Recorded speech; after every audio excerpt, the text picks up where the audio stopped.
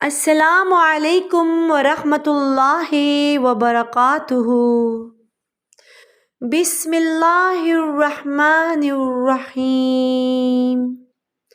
اللہم صلی علی محمد وعلی آل محمد کما صلیت علی ابراہیم وعلی آل ابراہیم انک حمید مجید۔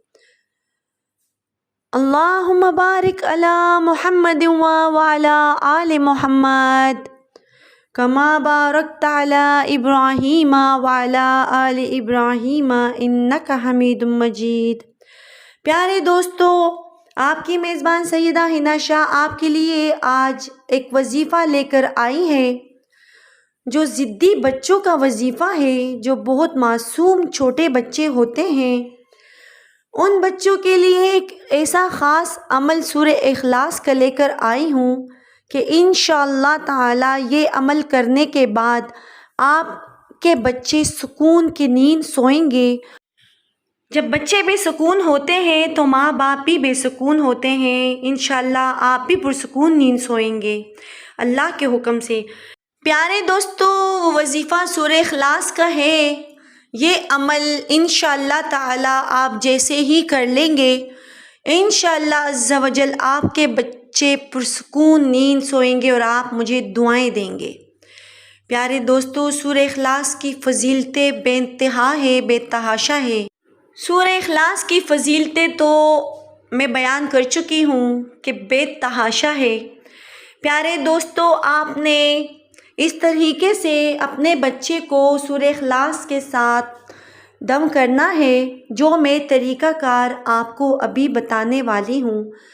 اس سے پہلے دوستو، آپ میرے چینل کو سبسکرائب لازمی کیجئے گا اور کومنٹ سیکشن میں پلیز مجھے لازمی اپنے رائے سے آگاہ کیجئے گا۔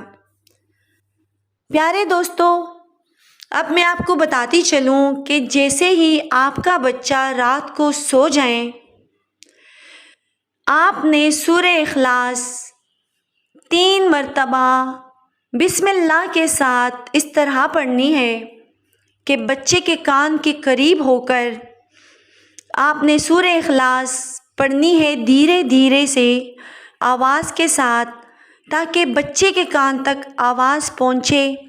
آپ نے 3 مرتبہ یہ سورت پڑھنی ہے۔ آپ نے ہر بار سورت سے پہلے بسم اللہ الرحمن الرحیم لازمی پڑھنا ہے۔ تو پیارے دوستو، آپ جب یہ 3 مرتبہ مکمل کر دیں گے، پھر آپ نے اول آخر تو آپ نے لازمی درود شریف پڑھنی ہی ہے۔ آپ نے اول 1 مرتبہ درود شریف پڑھنے کے بعد ہی یہ عمل 3 مرتبہ کرنا ہے۔ سورہ اخلاص کو 3 مرتبہ آپ نے پڑھ لیا، پھر آپ نے درود شریف پڑھ لی اور اس کے بعد آپ نے بچے کے کان میں دھیرے سے پھونک مار دی۔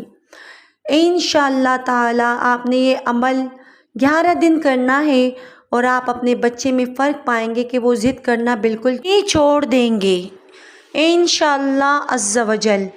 پیارے دوستوں، اب اجازت چاہتی ہوں۔ اللہ نگہبان، اللہ تعالی مددگار آپ کا بھی اور